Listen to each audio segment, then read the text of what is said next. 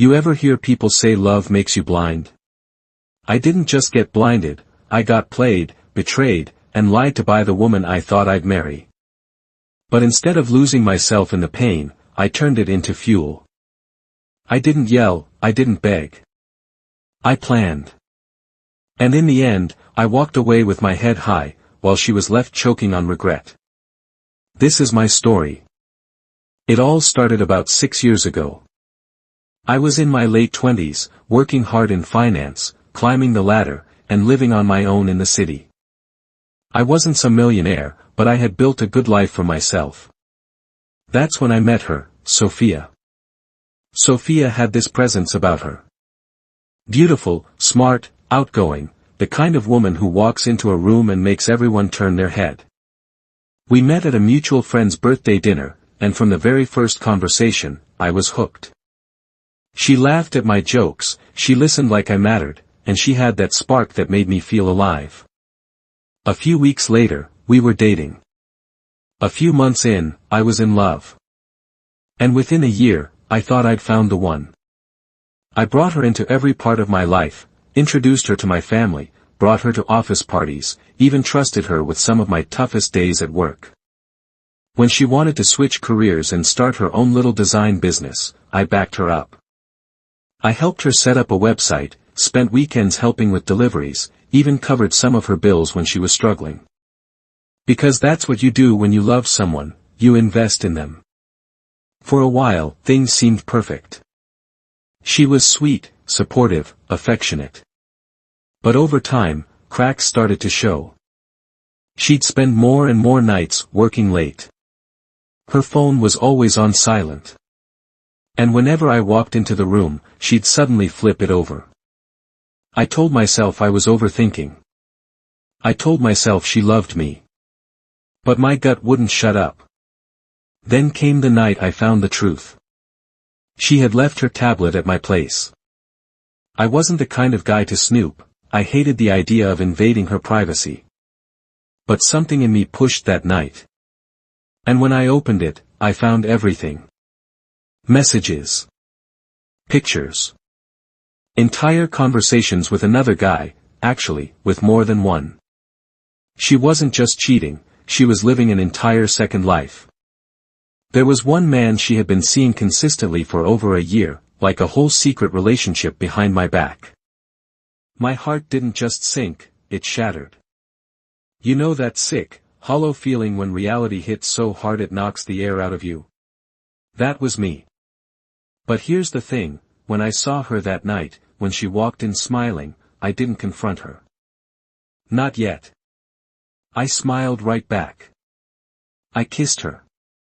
I acted like nothing was wrong. Because in that moment, I realized, if she thought she could play me, then I could play her right back. That night, I made a decision. I wasn't going to lose my temper or cry. My revenge wasn't going to be messy. It was going to be calm, calculated, and clean. Over the next few weeks, I quietly gathered everything. Screenshots, photos, dates. I reached out to one of the guys she was seeing, turns out, he had no idea she had a boyfriend. When I explained, he was furious. We actually ended up trading information, piecing together the web of lies she had spun. Meanwhile, I kept up my act. I played the loving, supportive boyfriend. I took her out to dinner, bought her flowers, even helped her plan a trip she was supposedly taking with her friends.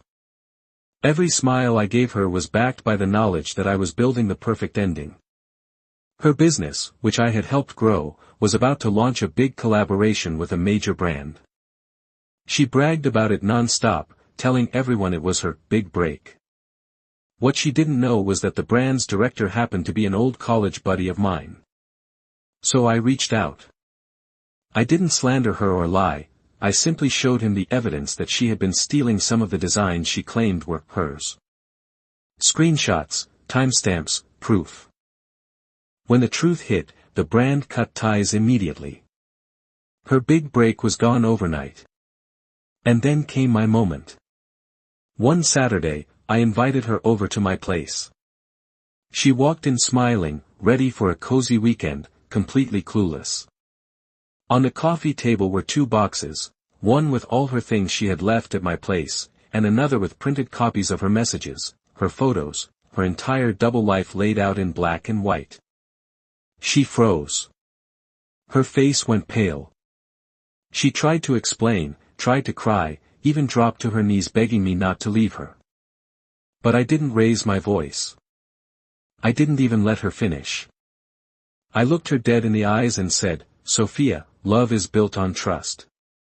And you broke that the moment you chose lies over honesty. You don't get a second chance. Not with me. Goodbye." And with that, I walked her to the door. Calm. Controlled. Done.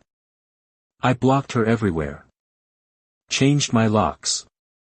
Deleted every trace of her from my life. The weeks after weren't easy. Heartbreak never is. But instead of drowning in it, I focused on myself. I hit the gym harder. I put more hours into my career. I reconnected with friends I had neglected during the relationship. And slowly, I rebuilt myself. 2 years later, I'm not just healed, I'm thriving. I got promoted to senior manager at my firm, bought my first condo, and even started traveling again. Somewhere along the way, I met someone new. Someone genuine, kind, and loyal. And let me tell you, there's nothing sweeter than being loved the right way after being betrayed. And Sophia? Word got around. Her business collapsed after the collaboration deal fell apart. Most of her old friends walked away once they realized the kind of person she really was. The last I heard, she's bouncing between jobs, still chasing opportunities that never stick. Do I feel bad? No. Because my revenge wasn't about destroying her, it was about reclaiming myself. About showing her, and myself, that she couldn't break me. And the truth is, the greatest revenge isn't screaming, or fighting, or making a scene. It's moving on. Succeeding. Thriving. Living a life so good that the person who betrayed you has no choice but to sit back and regret losing you. And that's exactly what I did. So if you're listening to this, and you've been betrayed, hear me when I say this: heartbreak doesn't end you. It shapes you. It gives you fire. And if you play it right, that fire can build you into something stronger than you ever imagined. For me, revenge wasn't about bringing her down. It was about rising above. And trust me, when you rise, when you succeed, when you smile again, that's the kind of revenge no one can ever take away.